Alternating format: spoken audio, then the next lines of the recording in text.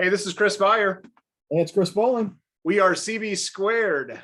We are doing another CB Squared in Focus. Today's guest is Bradley Nolden, City Attorney and Administrative Services Director for the City of Galesburg. Welcome, Brad.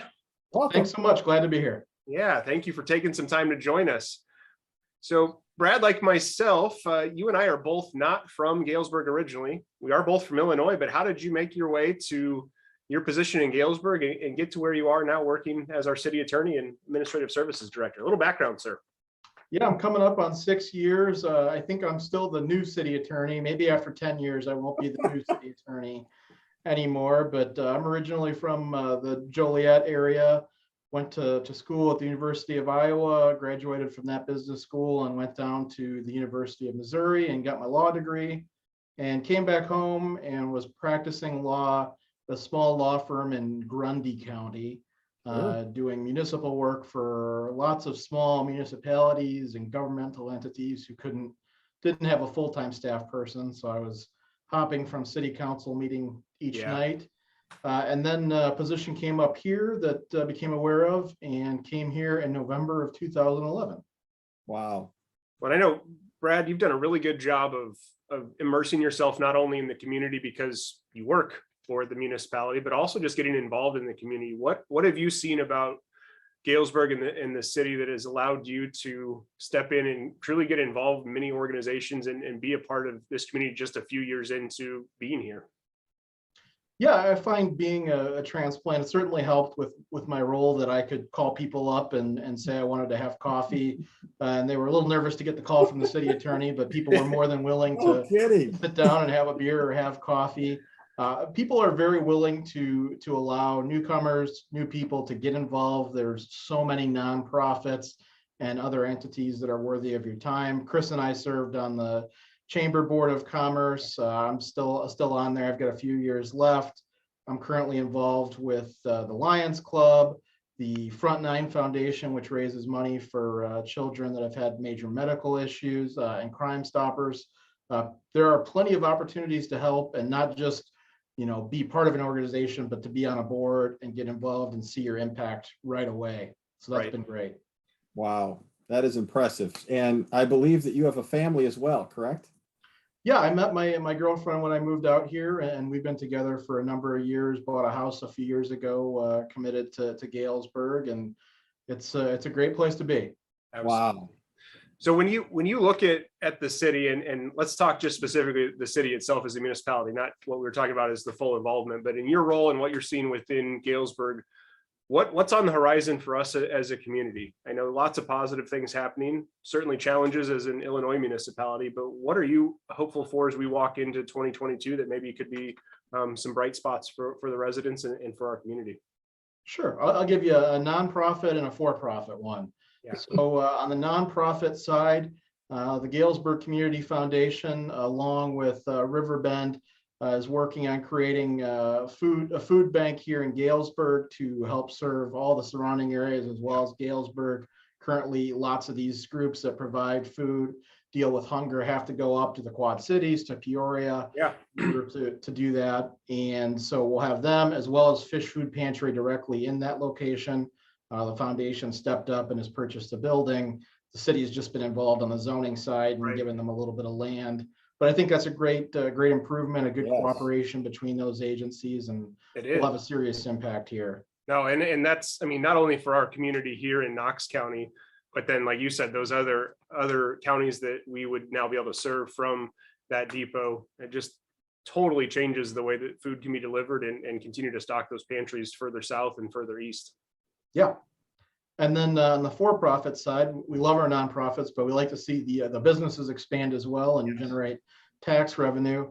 A few weekends ago, I got to go out to an open house at Innovative Productions USA, which has they're coming up a little more than a year, I think. And their focus is on creating plant-based proteins. They initially thought they'd have maybe 20, 25 people, and they're already up to above 40 and continuing to hire. The city got involved and helped along with the Knox County Area Partnership to provide some financing, and they're doing a really great job. Super cool facility. Products are in all sorts of things you wouldn't imagine that they're producing. these proteins and going out to major companies that end up in your food. So really I cool love story. Hope they continue to expand and have good luck here. I love it.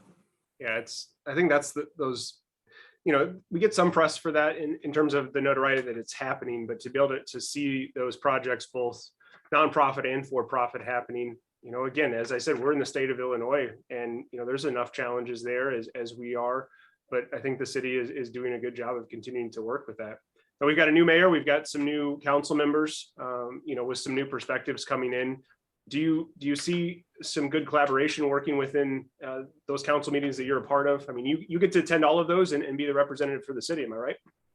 I do. So I attend to all their meetings and provide legal guidance when asked. For my opinion, I certainly don't volunteer to speak on the mic too much, but they find a way to ask me a question most meetings. So yeah, new council, they're very excited to get involved. A lot of new perspectives. Some younger people, which we haven't had in the past, which I think is nice, people closer to my age, and happy to see young people getting involved in governmental work, because a lot of times it's tough for younger people to get involved because of time, Right. family commitments, work commitments, they can't make that commitment. So that's nice to see. It's, as we've talked with all different employers, we know that there's certainly a challenge for hiring new employees. It's an area where we're struggling from a labor shortage, both locally as well as throughout the Midwest and probably across the country. Are there opportunities within the city today, and what is the city looking for when they consider new employees? Because you've got a vast different departments, all kinds of different roles. It's not like you're the manufacturer making that one product. You're doing all kinds of things. But what exists for the city in terms of opportunities in the community? Yeah, that's been something new for me. In the last few years, my title has changed at the city, and now I oversee all of our HR and benefits area. So recruiting is something I had to become familiar with. Yeah. And sometimes it goes really well. Sometimes it can be difficult to attract candidates. There's a workforce here that wants to work, but sometimes there's a skills mismatch in terms of what we're looking for. So we're constantly hiring for lots of different positions. There's ones that have very specific requirements where you go through testing. Fire and police, for instance, the police, I think, are testing maybe next weekend. They're going through that process, and that's a very structured process.